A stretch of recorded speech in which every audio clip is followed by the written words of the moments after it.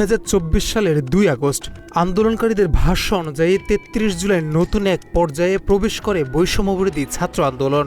9 দফা দাবিকে সামনে রেখে আন্দোলনের সমন্বয়করা 3 আগস্ট দেশব্যাপী বিক্ষোভ মিছিল এবং 4 আগস্ট থেকে সর্বাত্মক অসহযোগ আন্দোলন ঘোষণা দেয়। সারা দেশে সংগঠিত হত্যাকাণ্ডের বিচার, তৎকালীন স্বৈরাচারী প্রধানমন্ত্রী শেখ হাসিনার ক্ষমা প্রার্থনা সহ 9 দফা দাবি বাস্তবায়নের লক্ষ্যে এই কর্মসূচি ঘোষণা করা হয়। আন্দোলনের অন্যতম সমন্বয়ক মাহেন সরকার হোয়াটসঅ্যাপে পাঠানো এক বার্তায় সর্বস্তরের জনগণকে কর্মসূচিতে অংশ নেওয়ার আহ্বান জানান। একই ঘোষণা সামাজিক যোগাযোগ মাধ্যমে শেয়ার করে সমন্বয়ক আসিফ মাহমুদ সজীব ভুইয়া। অন্যদিকে আব্দুল হান্নান মাসুদ ফেসবুক লাইভে এসে জানান 3 আগস্ট দেশব্যাপী বিক্ষোভ এবং 4 আগস্ট থেকে সর্বাত্মক অসহযোগ আন্দোলন শুরু হবে। তিনি জনগণকে কর, গ্যাস, বিদ্যুৎ ও পানির বিল পরিশোধ না করার আহ্বান জানান। পাশাপাশি সচিবালয় সহ সরকারি বেসরকারি অফিস অচল করে দেয়া এবং গণভবন ও বঙ্গভবন যানবাহন প্রবেশে বাধা দেওয়ার কর্মসূচির কথাও তুলে ধরেন। আগামী কালকে সারা দেশে প্রতিটা পাড়া মহল্লায় প্রতিটা জায়গায় বিক্ষোভ কর্মসূচি পালিত হবে। তিনি বলেন, সরকারের প্রশাসনিক কার্যক্রম অকার্যকর করে তুলতেই এই অসহযোগ আন্দোলন বাস্তবায়ন করা হবে। এর আগের দিন 1 আগস্ট ডিবি হেফাজত থেকে মুক্তি পাওয়া 6 সমন্বয়ক নাহিদ ইসলাম, সার্জিস আলম, হাসনাত আবদুল্লাহ, আসিফ মাহমুদ সজীব ভুইয়া, নুসরাত তাবাসসুম ও আবু বাকের মজুমদার যৌথ বিবৃতিতে আন্দোলন চালিয়ে যাওয়ার ঘোষণা দেন। একই সঙ্গে আন্দোলনে নিহতদের বিচার এবং গ্রেপ্তার, নির্যাতনের দায় নিরূপণের দাবি জানায়। পুলিশের পক্ষ থেকে বলা হয়, নিরাপত্তার স্বার্থে সমন্বয়কদের ডিবি হেফাজতে নেওয়া হয়েছিল। তবে মুক্তি পাওয়ার পর সমন্বয়করা দাবি করে তারা কোনো নিরাপত্তাই চায়নি, বরং তাদের বেআইনিভাবে আটকে রাখা হয়েছিল। তারা আরও জানায়, 30 জুলাই থেকে ডিবি হেফাজতে তারা অনশন শুরু করেছিলেন। পরিবারের কাছ থেকে বিষয়টি গোপন রাখা হয় এবং আন্দোলন প্রত্যাহারের যে ভিডিও বার্তা প্রচার করা হয়েছিল সেটি তাদের ইচ্ছার বিরুদ্ধে দিতে বাধ্য করা হয়েছিল বলেও অভিযোগ করেন। সার্বিক স্বার্থে আমরা এই মুহূর্তে থেকে আমাদের কর্মসূচি প্রত্যাহার করছি।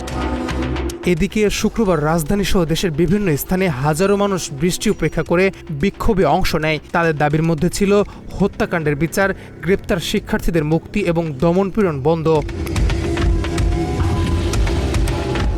দিনভর বিভিন্ন স্থানে সংঘর্ষের ঘটনাও ঘটে। হবিগঞ্জ ও খুলনায় সংঘর্ষে অন্তত 2 জন নিহত হয়।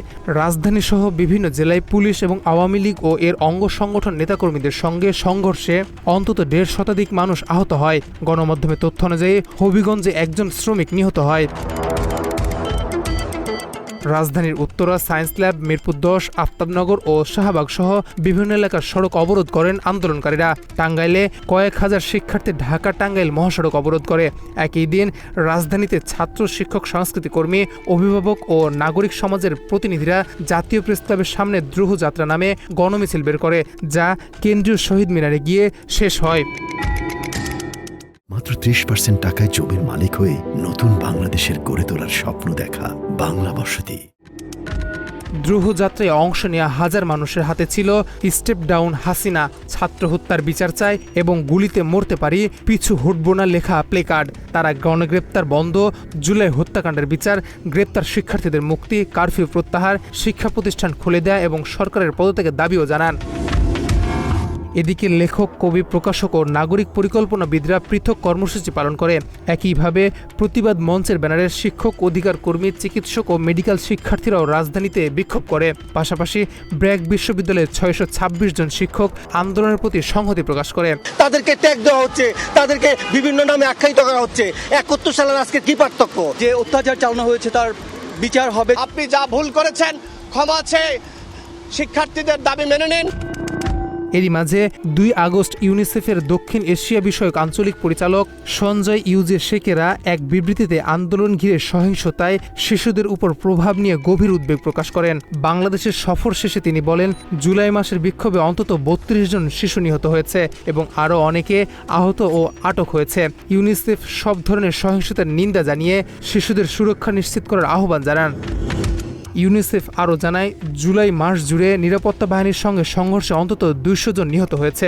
এছাড়া বহু মানুষ আহত ও আটক হয়েছে বলেও বিবৃতিতে উল্লেখ করা হয়।